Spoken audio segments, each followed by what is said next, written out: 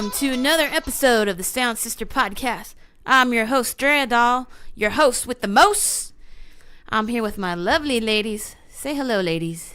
Hi, it's Angela Rose Red. I'm Gabby Chaos. Whoop, whoop, whoop, whoop. On this episode, we're going to talk to Elvis Cortez of Left Alone. He also runs Road Dog merch. He owns his own record label, Smelvis Records. So we're going to pick his brain about all that good stuff and find out who he is and where he came from and all that good stuff. It's good stuff. I think so.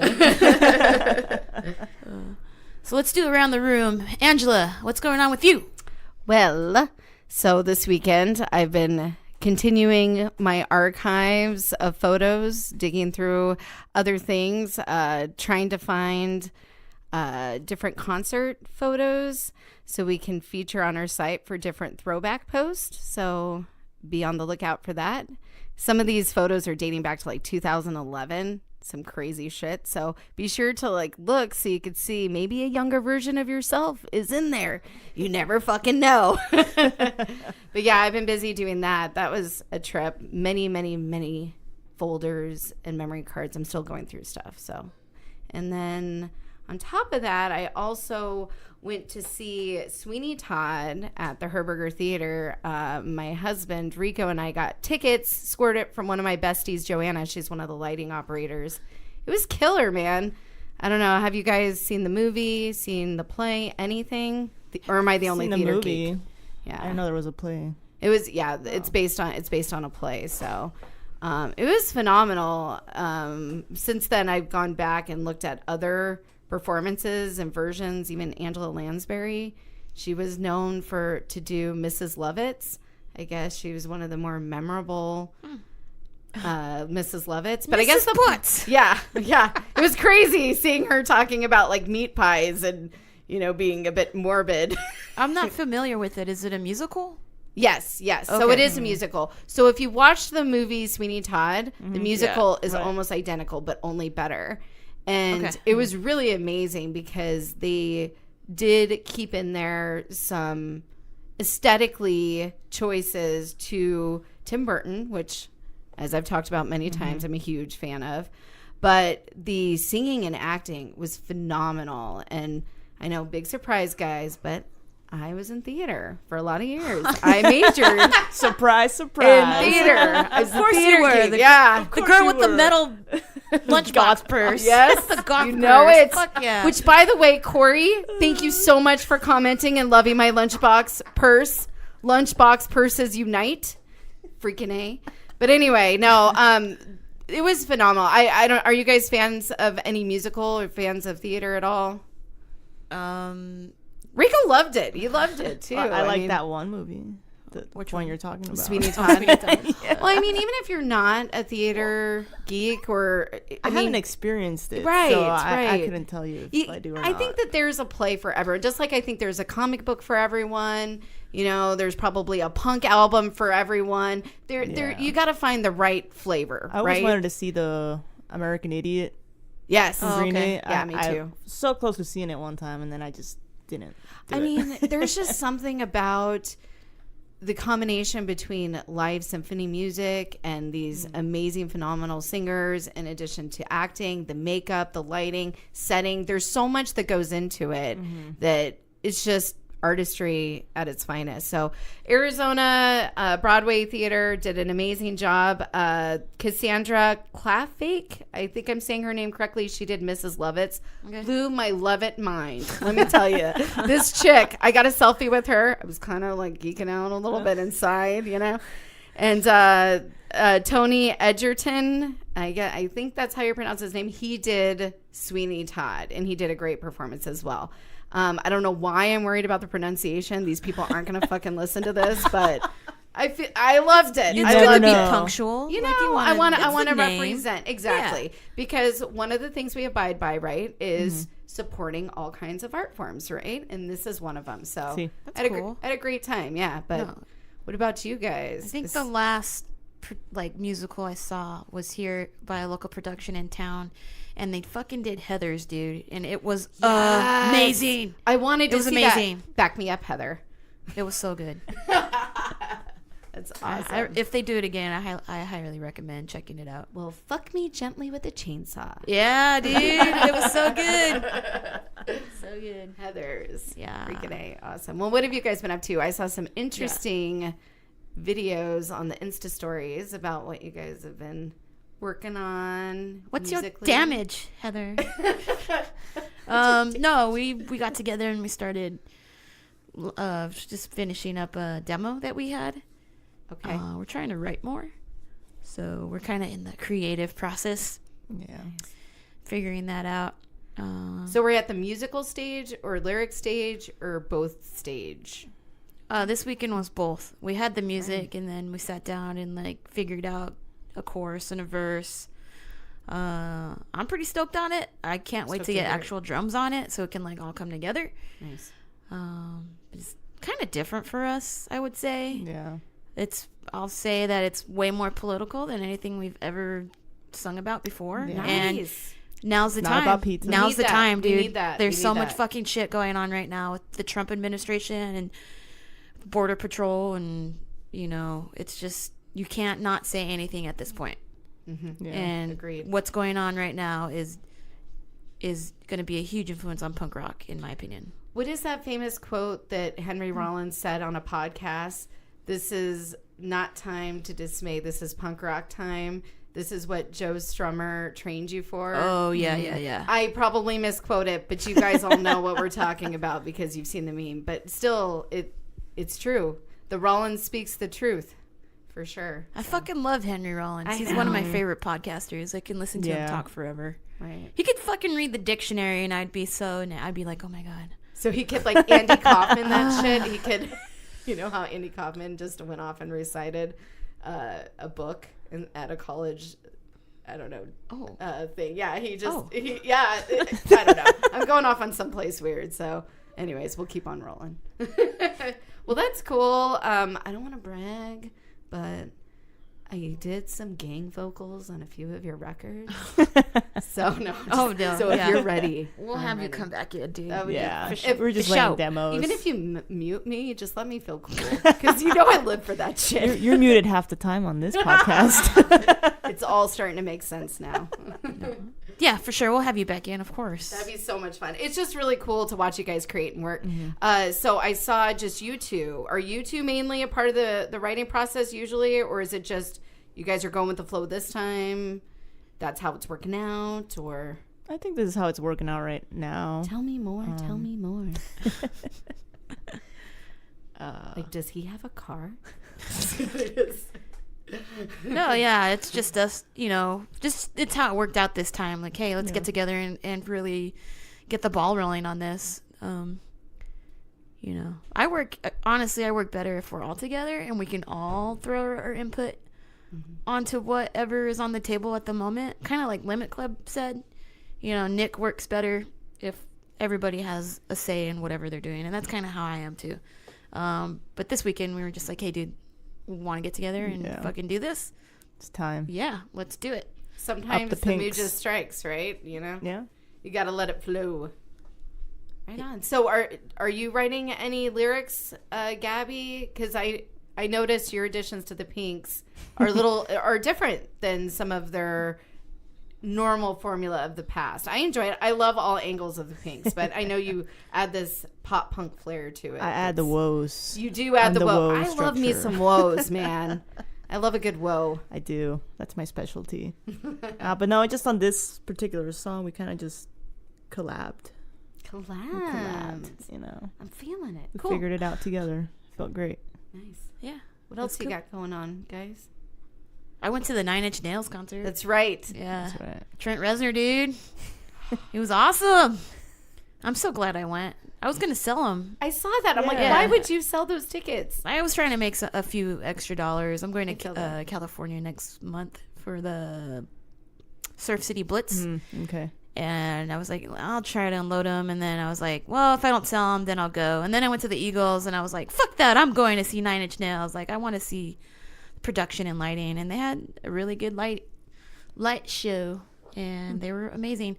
Don't want to give you too many spoilers if you haven't seen them. But I think my favorite part of the show was the beginning.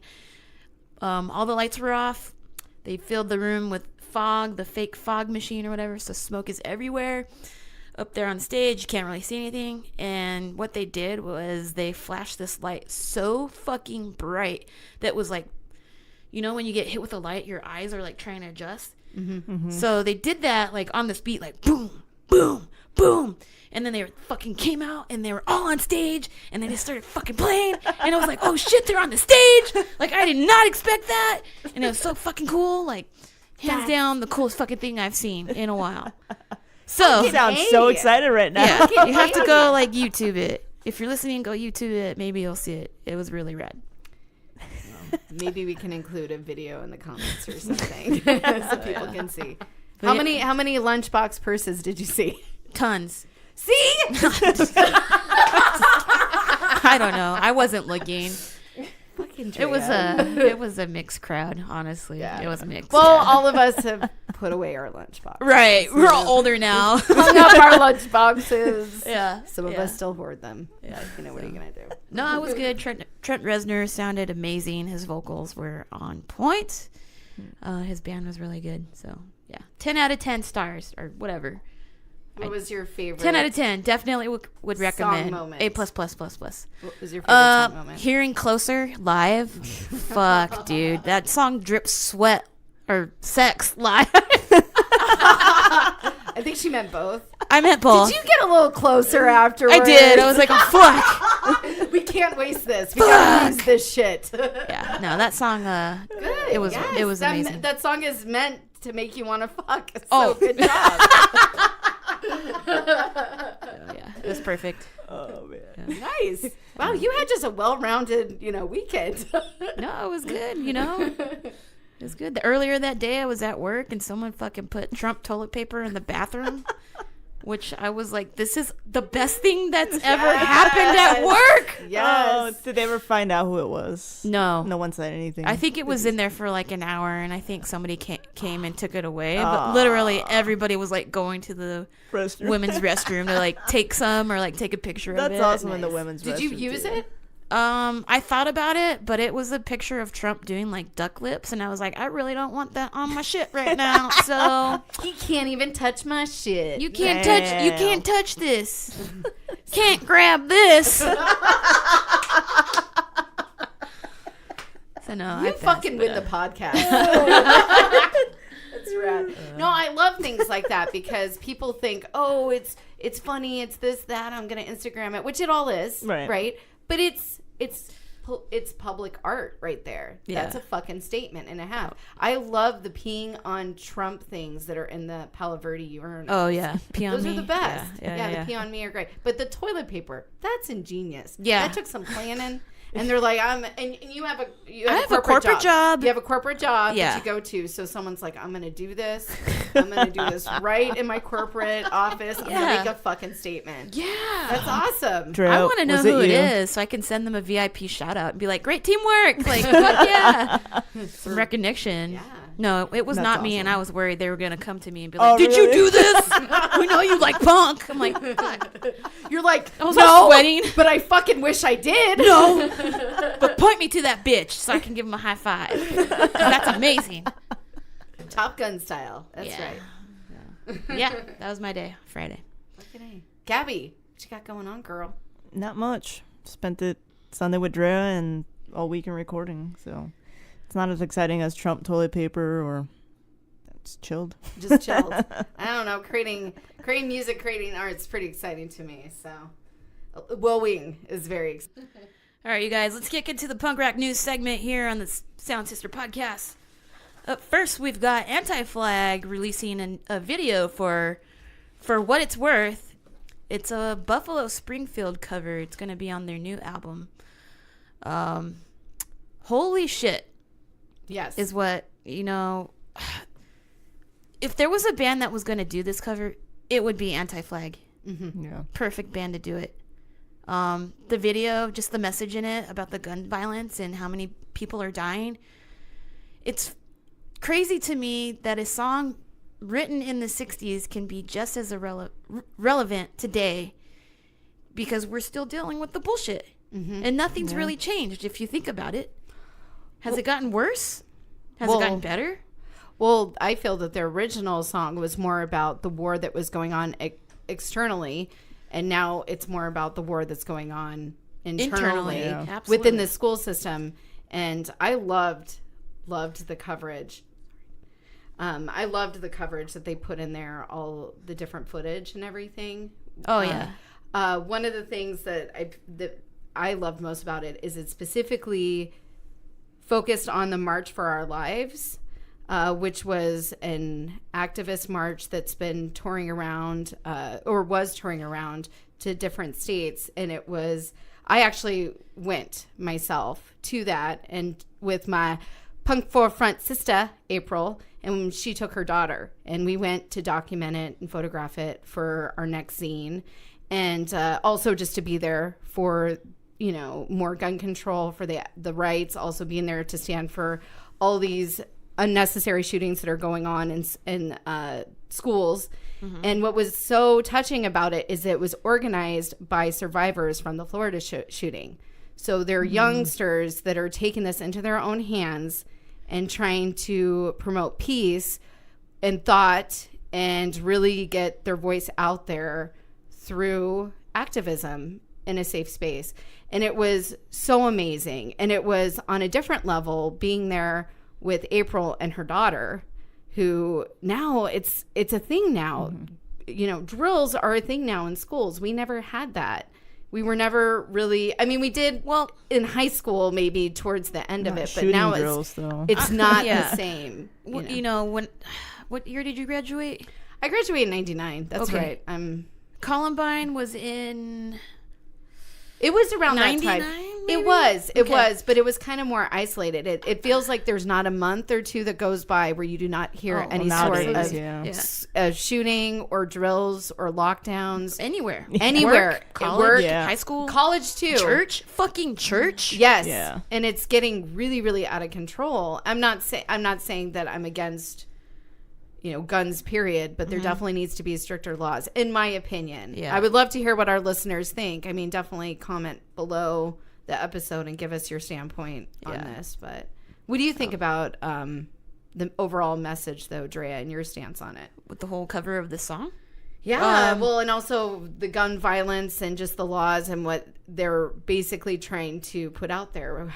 How did it... like I said, this band is the perfect band to cover this kind of song. There's just too much fucking bullshit going on right now. Immigration, gun control, Trump, fucking innocent people dying, cops shooting people. Sexism. Again, Trump. Racism, open racism. Yeah, no. Yeah. I thought it was very well done. It didn't sound like anti-flag to me. It didn't sound like an anti-flag song. You know what I mean? It didn't have like that anti-flag little twist on Anti-flag. it. I don't know. It's a good cover. I thought it was good. Yeah. I just think that it's so many iconic songs. It's scary when someone redoes it, but like you said, because they did it, and with the coverage that and the statistics they brought, the footage from the march, everything put together, making a statement, making people think, making people have a discussion. Do I feel that I know all the answers to everything? No, but we should have genuine, smart, intellectual conversations about these things. And it was interesting at the rally that I went to, March for Our Lives, almost always there was like an anti-person protesting against what people are there for. But that's just the natural of law, right? Yeah, you have to go back and forth.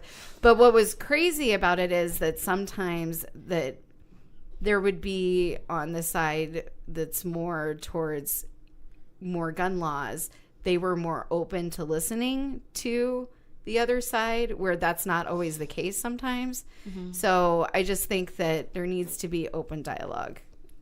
That's one thing. Yeah, absolutely. So it was, maybe I'll talk to April and see if we can include some of the photos that we took of that march for this episode, because it was definitely a powerful thing. So like you said, if you have something you believe in, definitely stand up and make your voice heard. You guys make sure you head over to YouTube and type in For What It's Worth Anti-Flag and check out that video so you can see what we're discussing. Very well done. Production-wise, the song, fucking killer. Love the bass on it.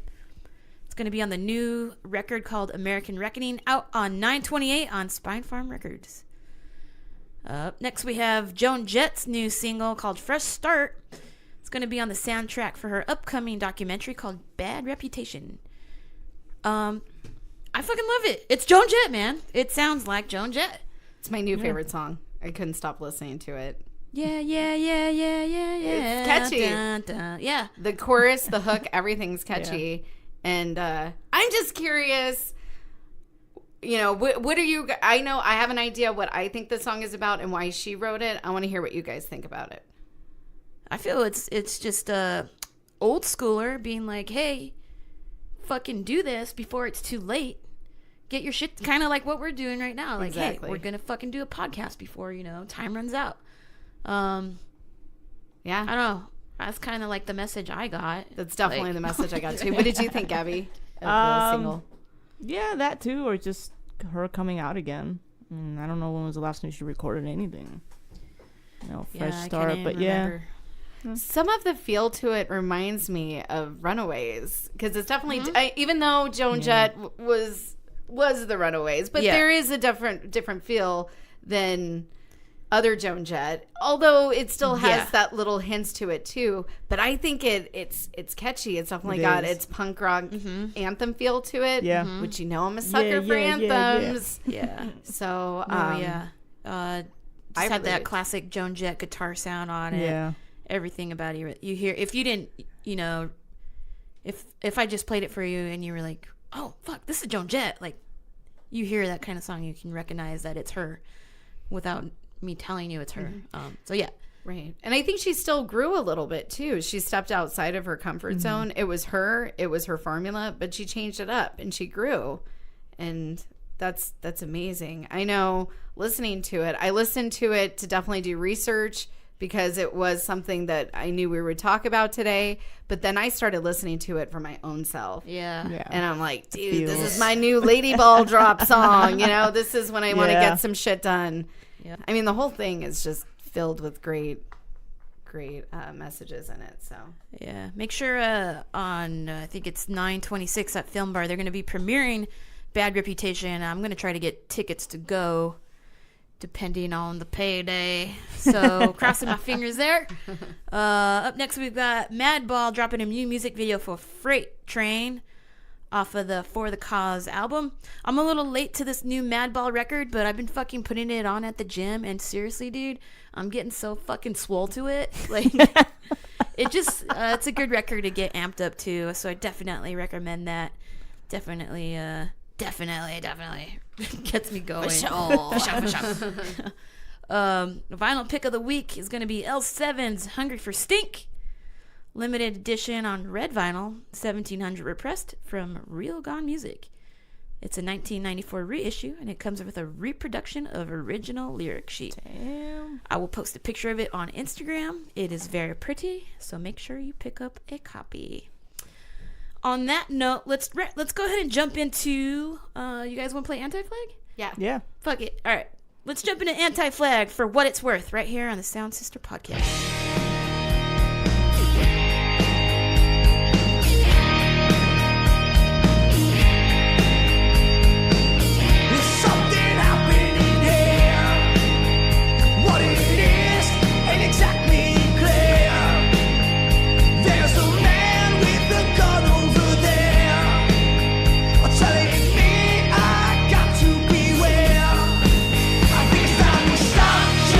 What's that sound? Everybody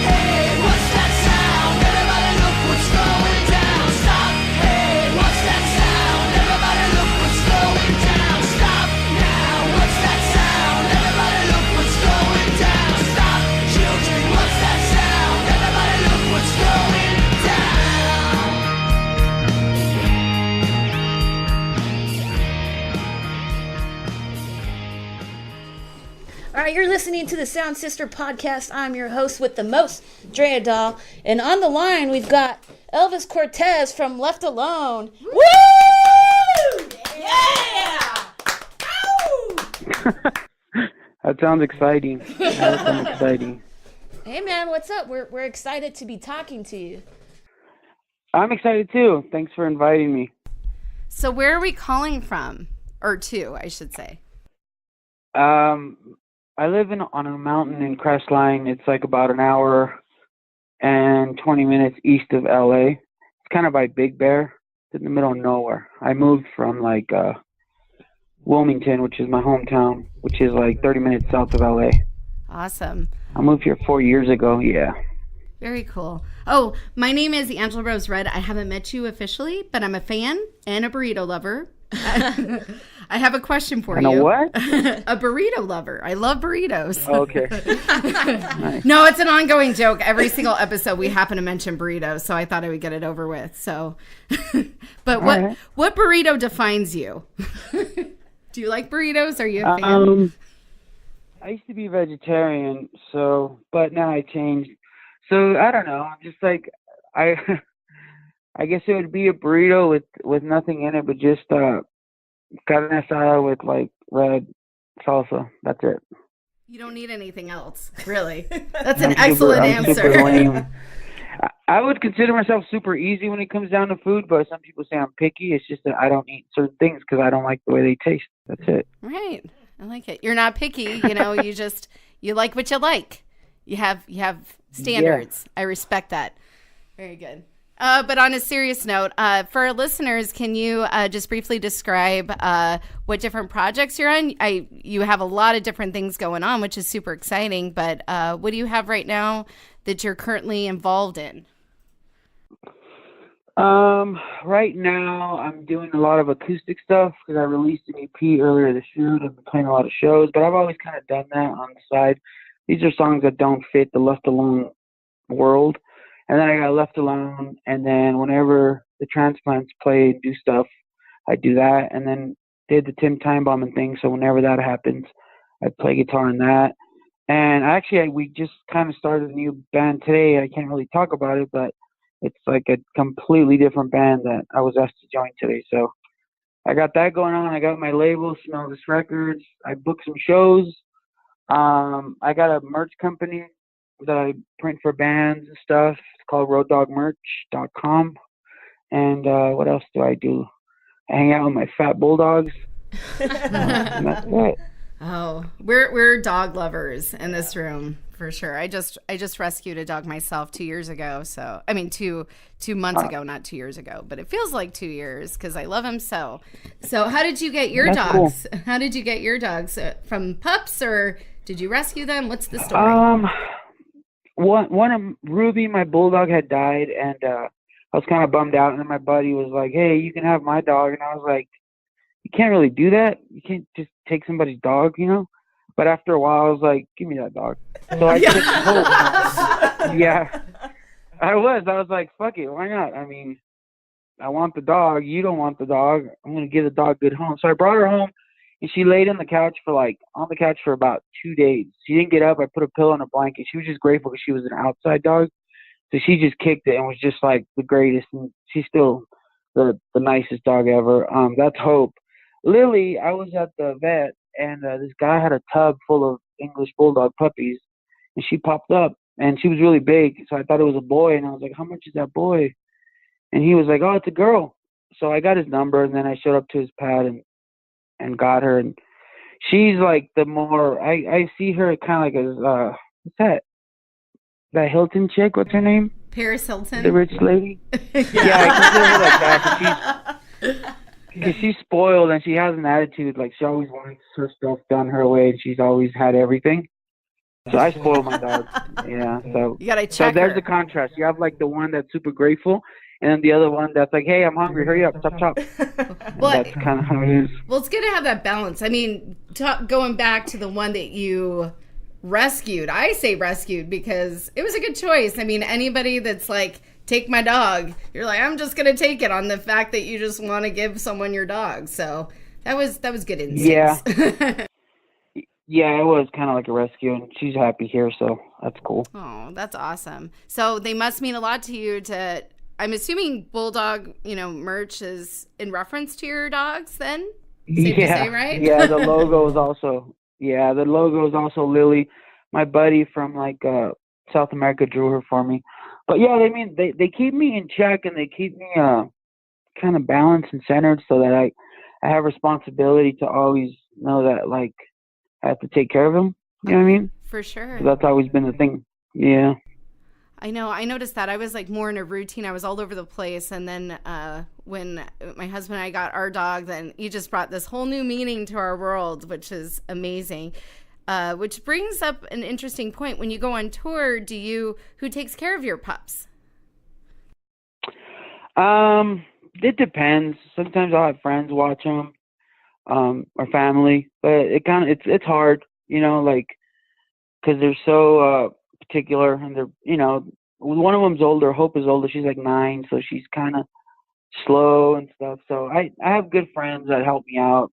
I've been really lucky, and I'm grateful for that. That either they'll come and stay at my house, or I'll drop them off. Which because taking over a couple of bulldogs they're not hard because they just want to hang out. But someone doesn't have dogs and is just helping me out. I'm sure it's a bit of a pain, but I'm grateful for it. That's great. So yeah. So what's this new project? Can you tell us when we might be able to find out what it is? I can't. It's super top secret, but it's Si se super. puede. It's just super. I can't really say much. It's gonna be just different from. It's more harder. That's all I can say. More harder. Does that even make sense? It's a lot more like hardcore. But that's about it. I can't say much until it starts developing.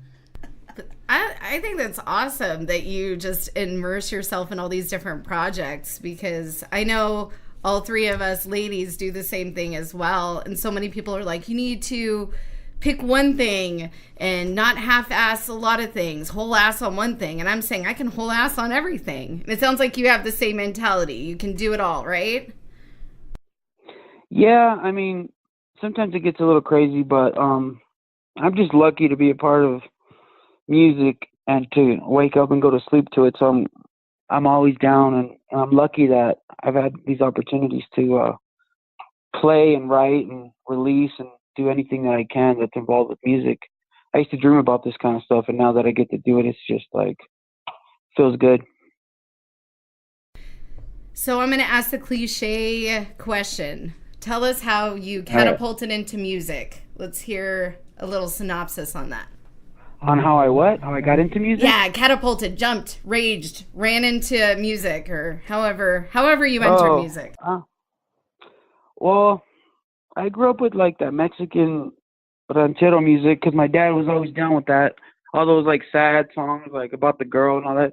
And I didn't really get into music because where I grew up, it was a lot of gangster stuff, NWA and stuff like that. And that was like my best friend at the time. He was into that. And I was like, I listened to it. I got it. It was crazy. But then my sister went to go see the movie The Doors, and she brought home the cassette of the first album. And then she's like, here, listen to this. And I was like, all right. So I played it, and I was like, all right, this is weird. Like, but it was cool because they like grabbed me, and then like the song at the end, it was so long, and then what he says. And so that was kind of like all right, this is cool. And then by around that time, I think Nirvana was cracking, and somehow I had an Exploited CD. So it was like a weird, like I don't know. It was like the Nevermind record was big. My old drummer, the original drummer from the band, had it, so he would loan it to me. And then I didn't have a CD player, so I had to go to my friend's house, and then he would let me listen to it after he made me listen to The Chronic, the Dr. Dre record.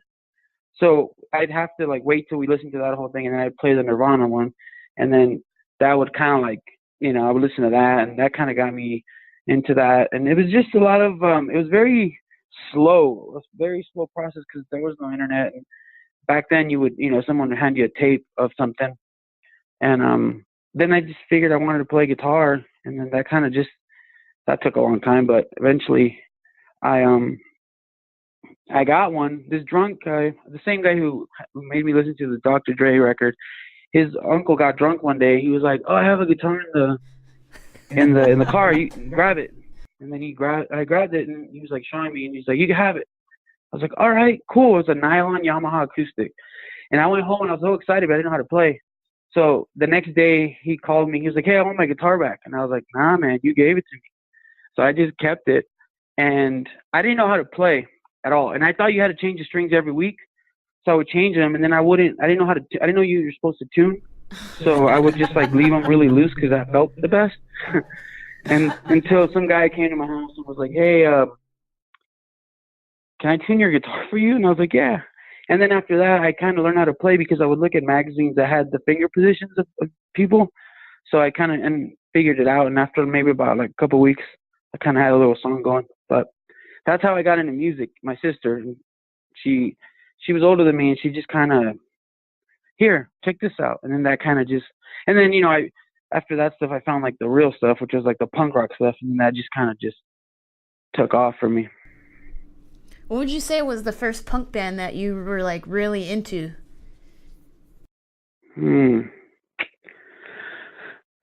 Well, I had that Exploited CD. I don't even know how I had it, but I mean, probably the first punk band that I was like, holy shit, it had to have been Rancid, because I was like, I think the Let's Go record, because I remember we went to go get it the day it came out. My bass player, he was always ahead of the game, and he was just like, "Yo, you gotta listen to this shit," and I was like, whoa. And I'm sure I had heard the Clash because they were, popular in the Ramones and stuff, but Rancid kind of just grabbed me and just like, whoa, kind of changed everything for me.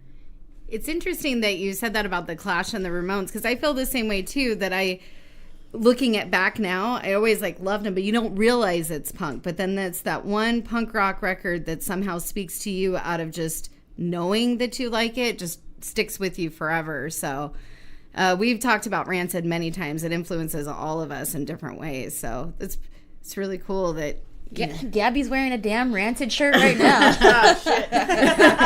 Busted. Whoops. So you were working at Hellcat Records for a while there. Are you still working there as well? Yeah, me and Tim do a bunch of projects all the time. So it's always an on and off thing. Like if some records we work on, and right now we're working on one. Can't really say much about it, but right. some stuff that is coming down the pipe. I'm lucky because that was like the label that I wanted to get signed to, and it took me like 8 years. But then after, it's just become kind of like a family thing where it's like we work on projects, and it's really awesome to be a part of it. Tell me about that moment that all of a sudden Rancid influenced you. You loved it, and now like your band is on Hellcat Records. How was that transition? How was that? Oh, I'm working with this person that influenced me at such a young age, and now we're creative partners. Well, it took me 8 years of recording a cheap little demo, and like them getting it and like not, no reply, or like I have like 3 rejection letters from them framed, and then I have the contract next to it framed, because it was a crazy. Because I mean, now that I think back, I mean, we kind of sucked in the beginning, so it's like me sending these like, oh, this is our first recording and stuff, but they were always really cool. So that all kind of developed, and me kept putting out stuff on my own because I figured if no one wants to put it out, I'll put it out myself. And it just kept happening, and then until 2004, we were on Warped Tour, and then he was there to see Lars and the Bastards, and I guess some of the people had seen us play, and they were like, "Oh, this sounds pretty cool," or whatever, and he saw us, and then we ended up talking, and it was crazy to finally be on the label. I mean, it was nuts. It was like, oh shit, we're here, finally.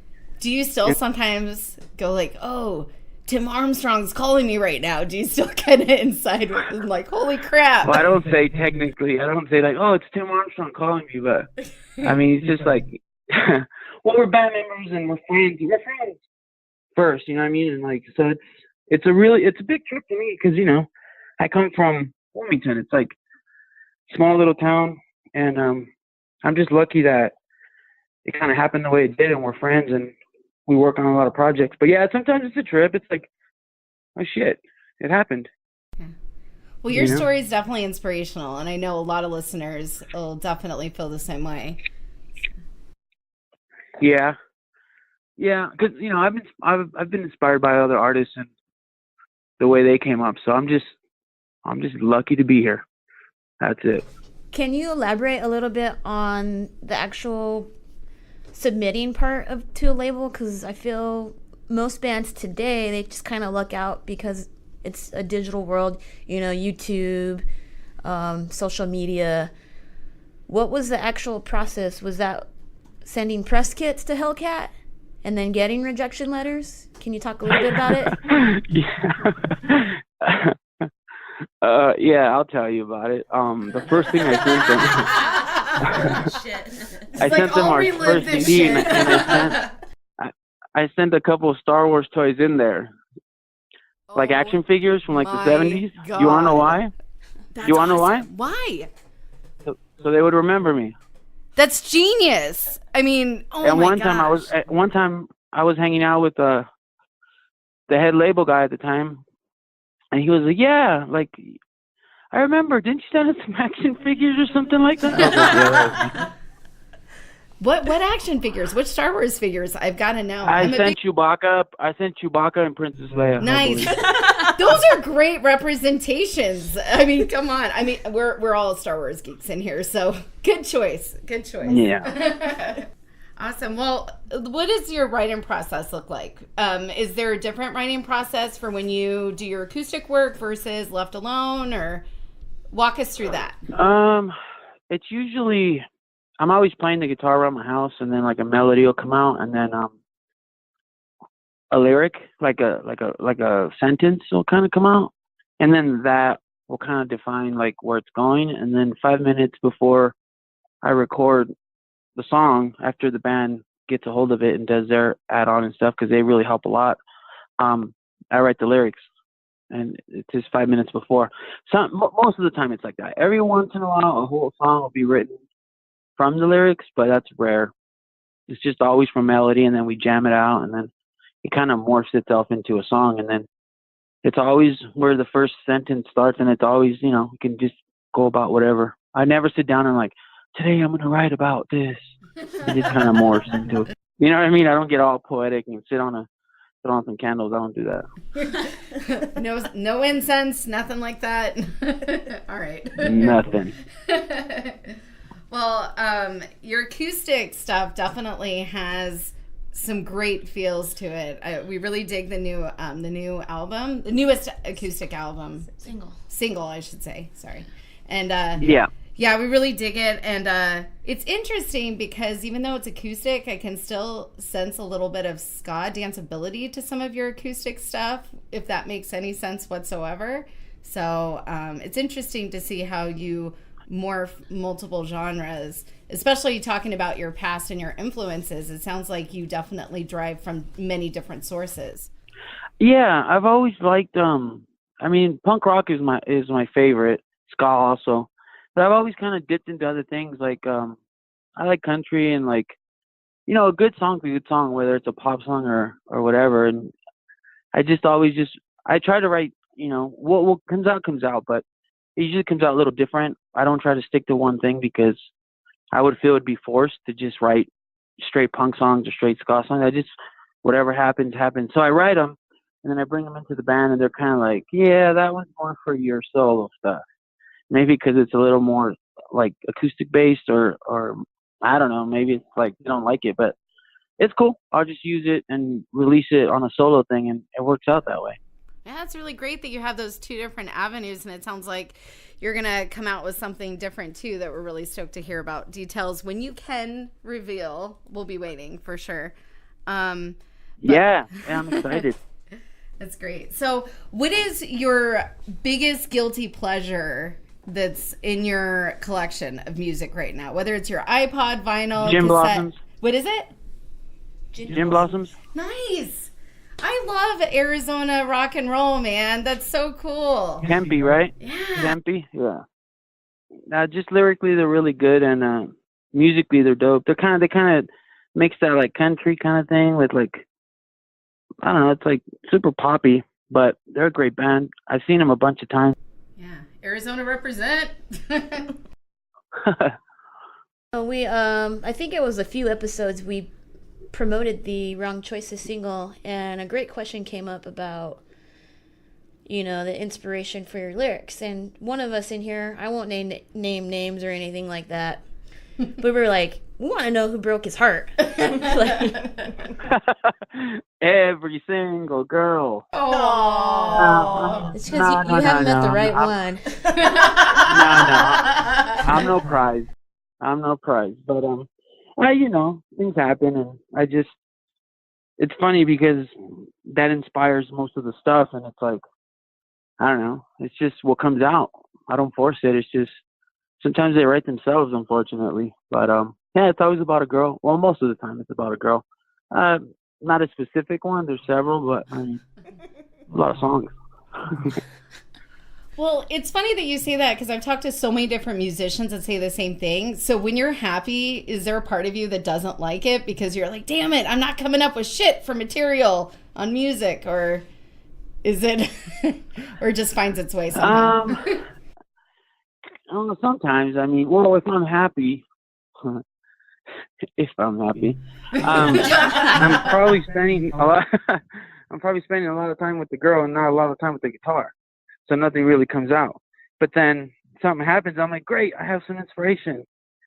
But nah, I think it varies. I mean, I've been stoked and written some songs where she was like, damn, where's that coming from? Like, I don't know. It just kind of showed up. But it all varies. There's certain levels of happiness, and I guess I don't know. It's the trip because I was writing first songs I wrote as a kid, or like would kind of like think about that stuff. I didn't even have a girlfriend then, but I think it was influenced by the Mexican ranchero music that has all those sad ass songs about the girl and this and that. So I think that kind of influenced me early on before I even had a girlfriend. So it's kind of already leaning that way, I guess. And then when I got girlfriends, I was like, oh shit, this is what it's about. Damn, this sucks. Have you ever had like an ex or someone be all, this shit's about me, isn't it? Have you ever gotten caught in one of yours called out? Not like called out, more like, oh, that one's about me, right? I'm like, yeah, like, okay. They're all about yeah, something like that. The present person. I like They're it. all about you. There you go. That's a good answer. I like that. So we did notice you have a lot of horror movie themes for your merch. What's your favorite horror movie? You know, I like the art a lot. Horror movies, I would say probably like A Nightmare on Elm Street, because that scared the shit out of me when I was a kid. And like The Exorcist definitely was like, what the fuck? But yeah, I was like, what? But I think those are my favorite. But I just like the art. I like the way that, you know, it looks, and it's just, I've always just had an eye for that. I like art a lot, and that's always just kind of caught my eye. Dude, Freddy Krueger, when the girl like ends up on the ceiling or whatever, scary as shit when you're like 5 years old. Yeah, or when he's in the alley and his arms stretch out. That's some crazy, creepy shit. Yeah. And on a side note, being raised Catholic, and then you watch The Exorcist, you're like, holy crap! Yeah. Can that shit really go down? Yeah. Dude, I won't even watch that one. Like, fuck that. Yeah. I don't fucks with that. Yeah. I don't care. So do you have any other any tour dates coming up? Anything we should know about? We are playing Orange County on the 22nd, September. Big old ska punk fest. And then Skalloween is happening this year. That's October 20th, I believe, or 22nd at Los Globos. That's like the yearly festival I do. I'm playing tomorrow, the 18th of September, at the Slide Bar Acoustic. And the 26th, I believe, also in LA. So I got some shows coming up.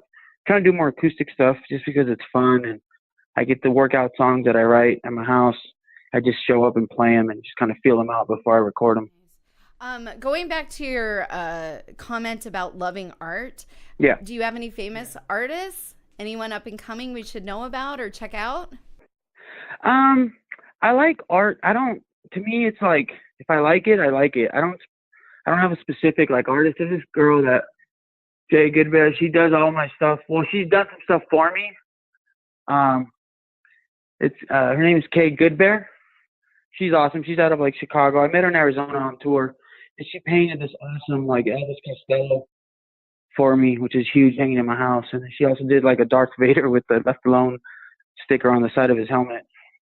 So I like that. Tim's artwork is really good. Rob, singer for the Transplants, he's doing some really cool stuff. So I like to support my friends, and whatever looks good to me, I like it, I'll buy it. It doesn't have to be a specific genre or artist. I just kind of follow with whatever I like. All right, we're gonna wrap it up here, but we want to play one of your songs. Is there one that you want us to play that you like? Yeah, play Where Are You? Kind of like a weird song. It ended up that way, but yeah, play that one. All right, you guys. I want to thank Elvis for joining us tonight. It was great talking to you and picking your brain a little bit about the industry, and I'm looking forward to whatever mystery project you have coming up, Mr. Secret over here. Yeah. Thank you for having me. I appreciate it. Real fast, can you plug where people can find your stuff, Instagram and all that stuff? You can find all the Left Alone stuff, Left Alone Official on Instagram, and Elvis Cortez 310 on Instagram, and just look up on the Facebook. It's pretty much the same stuff. And yeah, just check it out. I think there's some stuff on YouTube. We're everywhere. All right, cool. Well, give it up for Elvis, you guys. Yeah. Yeah. Thank you. I appreciate it. For you. All right, thanks. Thank you. All right, thanks, Elvis.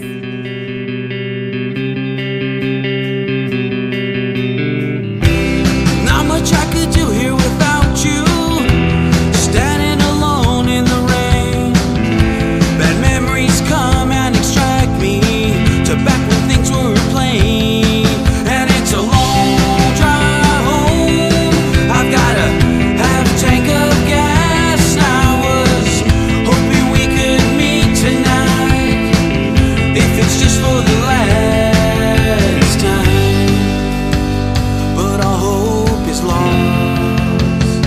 Oh baby, where are you? Oh baby, where are you? 'Cause I'm sitting here all alone, and I'm waiting by the phone. Oh baby, where are you? Baby, where are you? 'Cause I'm sitting here all alone, and I'm waiting by the phone.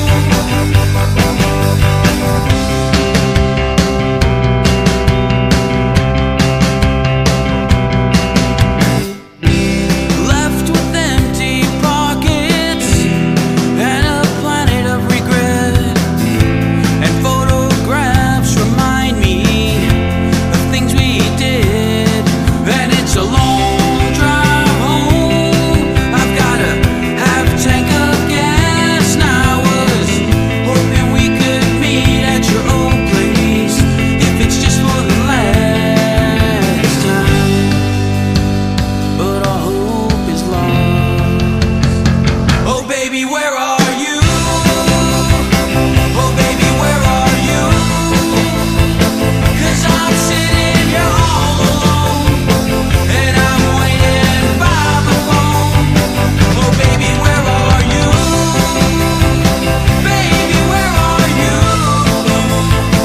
'Cause I'm sitting here all alone, and I'm waiting by the phone.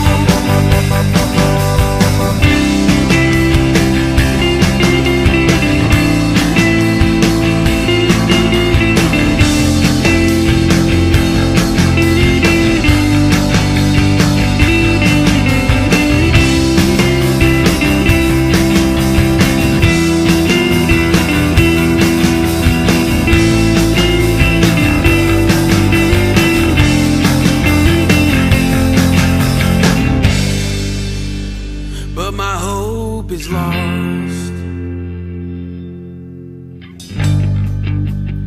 Yeah, my hope is lost.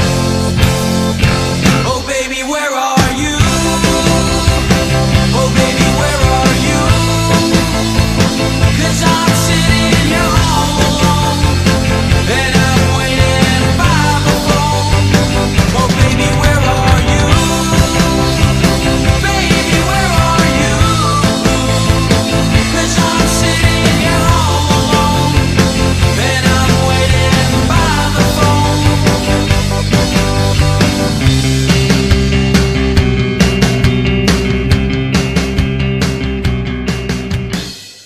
And we're back. That was Elvis Cortez with Where Are You? And we want to thank Mr. Cortez for taking time out of his busy schedule to talk with us. He's involved in lots of different projects and radness, so be sure to check all the things out on all of his social media accounts. We also wanted to thank all of you listeners for taking the time and liking our stuff, sharing our stuff. We're seeing lots of downloads, positive feedback, and we just really, really appreciate it so much. So thank you. You love us. You really love us. You like us. You like us. We appreciate all the feedback. And if there's any musicians, artists out there that want to hit us up to come talk with us, definitely holler at us. Holler at your girls. Holla. Shoot us an email. Yes, but we want to go ahead and wrap up this episode with Joan Jett, Fresh Start. This song means a lot to all three of us, and this podcast here is definitely representation of what the song has, this message. So thanks again. Be sure to like us, share us, and we're out. Bye. Bye.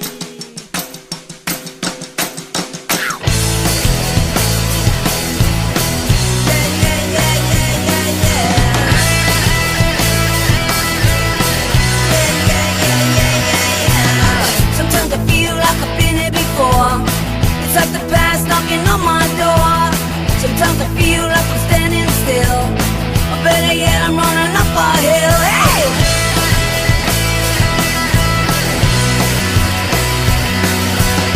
Sometimes I feel like I need a crutch. Sometimes I feel like it's all too much. Sometimes I wonder what are we here for, and if I wanna do it anymore. I need a fresh start. Let's go back to the top. Rewind the tape and reset the clock. This time there's no turning back.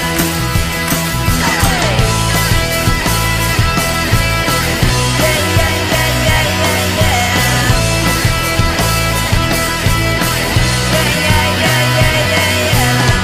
So you say you're not satisfied, and you want a bigger piece of pie. Take my advice, don't hesitate. Before you know it, it'll be too late to make a fresh start and go back to the top. Rewind the tape and reset the clock. This time, we're not gonna stop. Let's run a fresh start and go back to the top. Rewind the tape and reset the clock. And this time, there's no turning back. Alright.